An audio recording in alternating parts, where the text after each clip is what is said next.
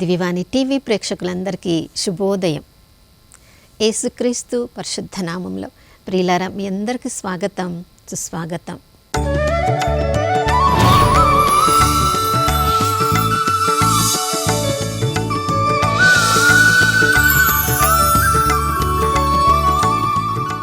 దేవుని ప్రేమ తరిగిపోలేదు, ఆయన కరుణ సమసిపోలేదు.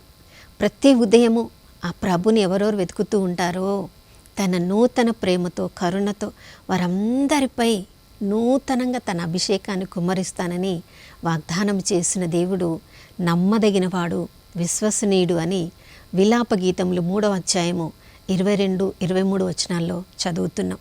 ప్రియులారా, ఆ వెలకెట్టలేని దేవుని ప్రేమ ఈరోజు అంతా మనకి అందుబాటులో ఉంది.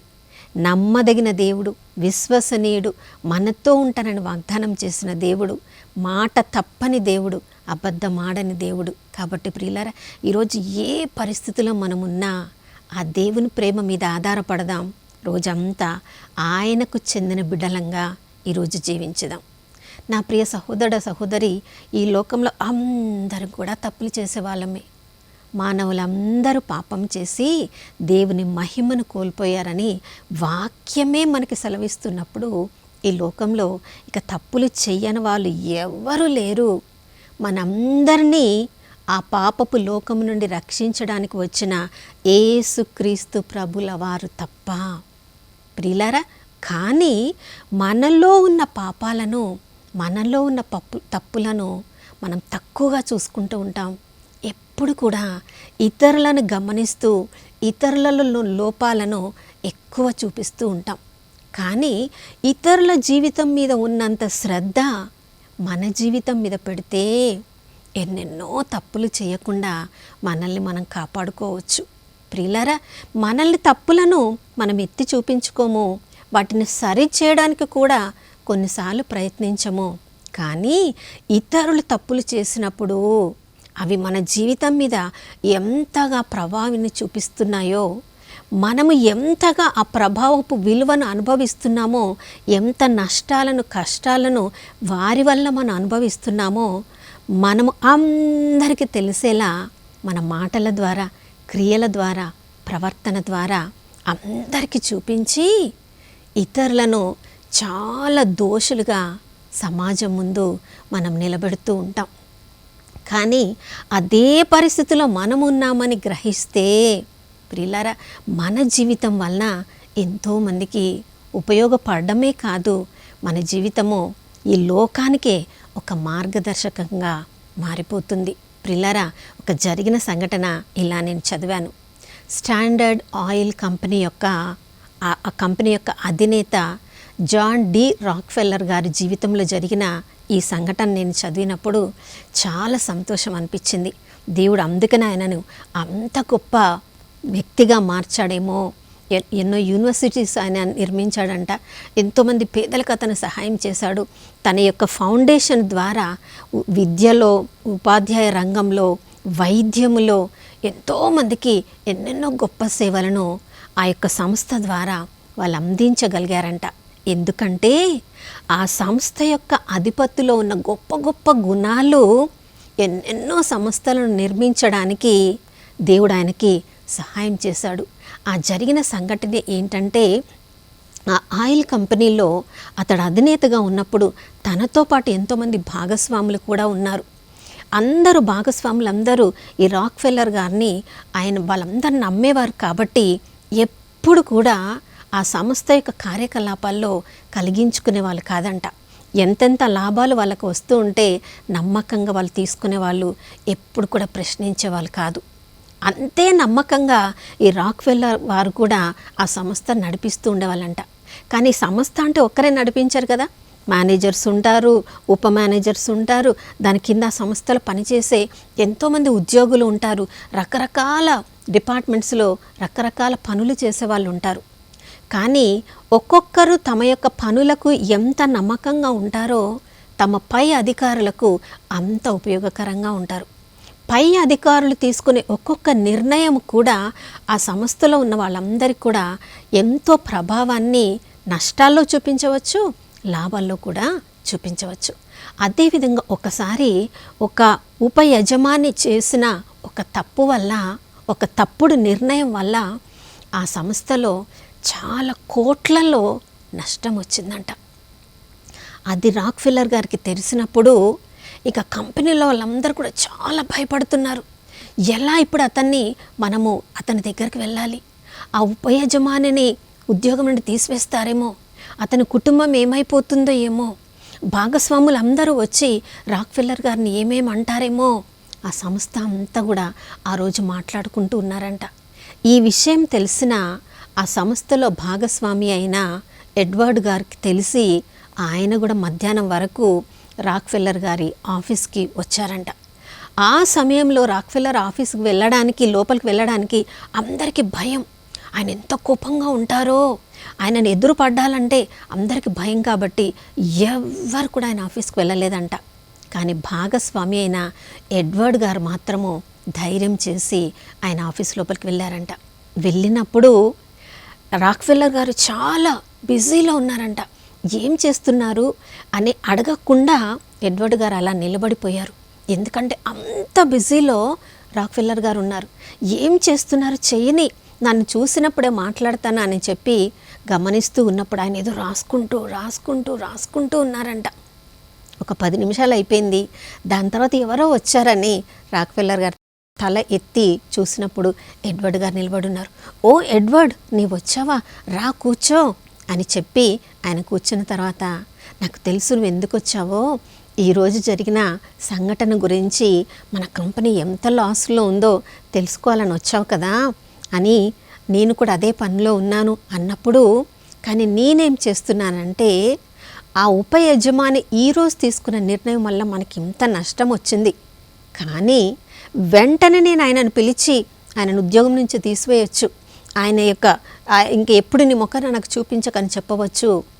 నేను అది చేయకుండా ఆయనలో ఉన్న సుగుణాలన్నీ నేను రాస్తూ ఉన్నాను. ఆ ఉప యజమాని ఇప్పటి వరకు ఎన్నెన్ని మంచి పనులు చేశాడో అవన్నీ నేను రాస్తూ ఉన్నాను. ఇంతకాలం ఇన్ని మంచి పనులు చేసి మన కంపెనీకి ఇన్ని లాభాలు వచ్చాయి కదా, మరి ఆ లాభాలన్నిటిని బట్టి అతన్ని ఇంతవరకు మనం గౌరవించాము. కానీ ఈ ఒక్క నష్టం వల్ల అది కోట్లలోనే ఉండవచ్చు, మరలా తిరిగి అతడు మంచి పనులు చేస్తాడు కదా, మరలా కోట్లలో మనకి లాభం వస్తుంది కదా అని ఇవన్నీ రాస్తూ ఉన్నాను. ఇవన్నీ అతనిలో ఉన్న మంచి గుణాలు రాస్తూ ఉన్నప్పుడు ఆయన మీద కోపం అంతా తగ్గిపోయింది. నేనైతే ఆయనను ఉద్యోగంలో నుంచి తీసివేయాలని అనుకోవడం లేదు. మరొక భాగస్వామిగా నువ్వేమి చెప్తావు అని ఎడ్వర్డ్ గారిని అడిగారంట. ప్రియులారా, ఎడ్వర్డ్ గారికి ఏమి చెప్పాలో తెలియడం లేదంట. లోపల అధిపతి ఎంత కోపం మీద ఉన్నాడో అని బయట అందరూ కూడా ఈయనను చూసి భయపడుతున్నారు. కానీ ఈయన ఎంత మంచి మనసుతో అతని మీద కోపం రాకపోగా నష్టం కలిగించిన వ్యక్తి యొక్క మంచి గుణాలను ఇలాంటి పరిస్థితులలో ఈయన లెక్క పెడుతున్నాడంటే ఎంత గొప్ప వ్యక్తి ఈ జాన్ డి రాక్ఫెల్లర్ గారు అని నేను నీతో భాగస్వామిగా ఉన్నందుకు ఎంతో సంతోషిస్తున్నాను. నీవు ఈ ఖరీదైన అతన్ని తీసేసి ఉద్యోగం నుంచి తీసేసి ఈ ఖరీదైన తప్పు నువ్వు చేయడం లేదు కాబట్టి నీతో పాటు ఈ భాగస్వామిగా ఉన్నందుకు నేను ఎంతో సంతోషిస్తున్నాను. నీ వల్ల ఈ ఫౌండేషన్ ఇంకా గొప్ప గొప్ప కార్యాలు చేస్తుందని నేను ఈరోజు గట్టిగా నమ్ముతున్నానని చెప్పేసి సంతోషంగా అక్కడి నుంచి వెళ్ళిపోయాడంట. ప్రియులారా, ఆ రోజు ఆ వ్యక్తిని తీసివేసి ఉంటే మనలో మామూలుగా ఒక సాధారణ వ్యక్తిగా జాన్ డి రాక్ఫెల్లర్ గారిని అందరు గుర్తించేవాళ్ళు. ఆ ఖరీదైన తప్పును ఆయన చెయ్యలేదు కాబట్టి ఆయన ఉన్న స్థితి నుంచి ఇంకా అందరూ ఎంతో ఉన్నతమైన స్థితిలో ఆయనను గౌరవించగలిగారు. దేవుడు కూడా ఆయన దీవించారు కాబట్టి ఆయన ఫౌండేషన్ ద్వారా ఈ సమాజానికి ఇప్పటికీ కూడా ఎంతో ఉపయోగకరంగా రాక్ఫెల్లర్ ఫౌండేషను ఈ లోకానికి ఉపయోగపడుతుంది. ప్రియులారా, ఈ లోక చెందిన విషయాల్లోనే అతడంత జాగ్రత్తగా ఉంటే మనం ఈ లోకము శాశ్వతమైనది కాదని మనకు తెలుసు. మన ఆత్మ మాత్రమే శాశ్వతమైనది. ఈ శరీరము మట్టి నుంచి వచ్చింది, తిరిగి మట్టిలో కలిసిపోతుంది.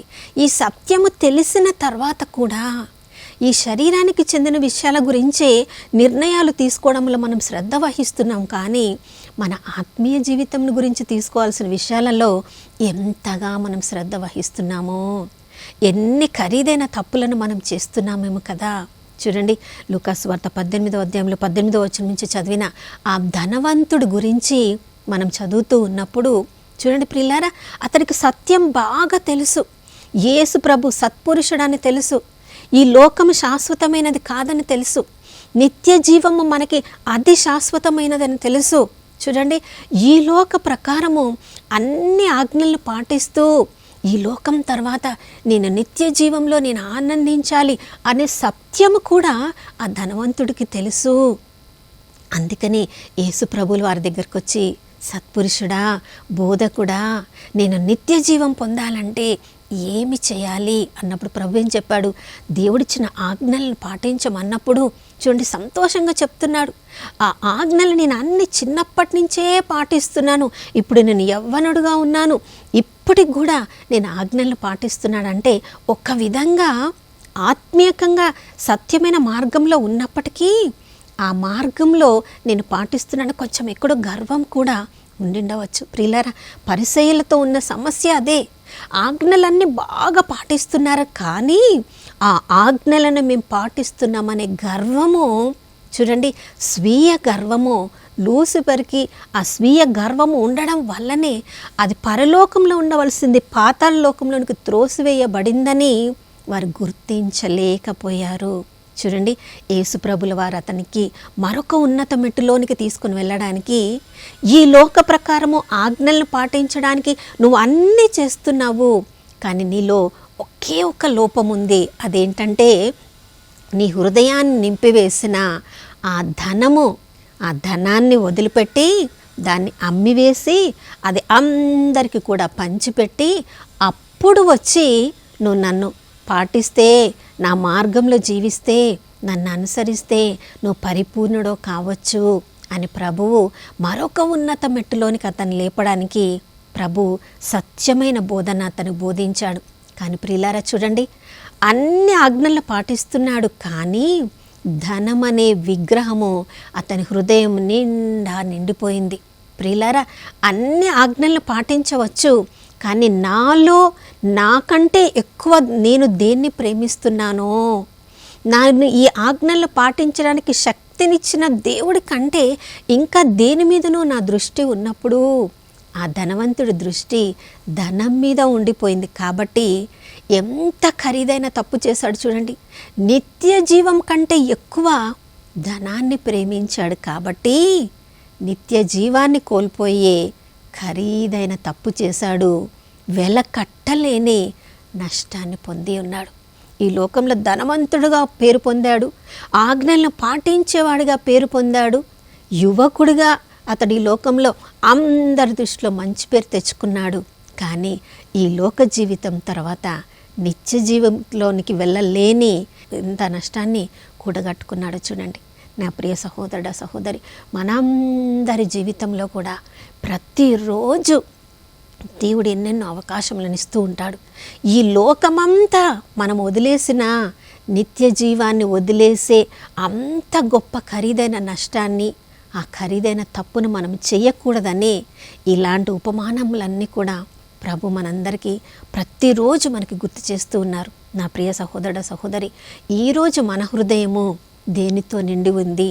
నిత్య జీవాన్ని కోల్పోయే ఏ ఆశ మీద, ఏ దురాశ మీద మన కన్నులు ఉన్నాయి? ప్రభుకి ప్రార్థించుకుందాం. ప్రభా, నిత్య జీవాన్ని కోల్పోయే అంత ఖరీదైన తప్పులను మేము చేయకూడదు ప్రభా, ఈ లోకం నుండి మా దృష్టిని మార్చు అని ప్రార్థించుకుందాం. నాతో కలిసి ప్రార్థించండి. పరిశుద్ధమైన దేవానికి స్తోత్రములు తండ్రి. ఈ ఉదయకాలంలో మమ్మల్ని అందరినీ కూడా నీ వైపుకు ఆకర్షించుకున్నావు ప్రభా, నీకు స్తోత్రం.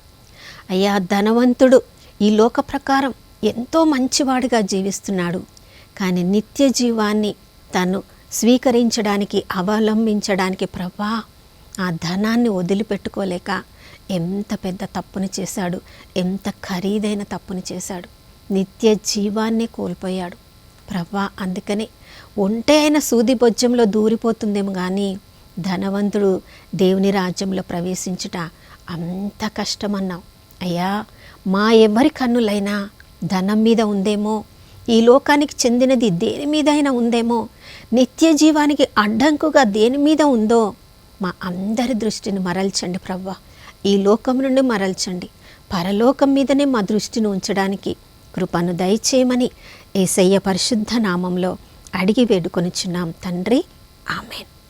అవును ప్రియులారా, అందుకనే పేతురు భక్తుడు అన్నాడు, ప్రభా నిన్ను అనుసరించడానికి ఈ లోకంలో మేము అన్నీ కూడా మా కుటుంబాలను కూడా వదిలేసాం కదా అన్నప్పుడు ప్రభు ఏం చెప్పారు, నా కొరకు తల్లిదండ్రులను కానీ కుమారులను కానీ కుమార్తెను కానీ ఈ లోకానికి చెందిన ఏదైనా మీరు వదిలివేస్తే వాటిని ఈ లోకంలో పొందడమే కాదు, దాంతోపాటు కొన్ని శ్రమలను కూడా అనుభవిస్తారు, కానీ నిత్య జీవానికి వారసులు అవుతారు.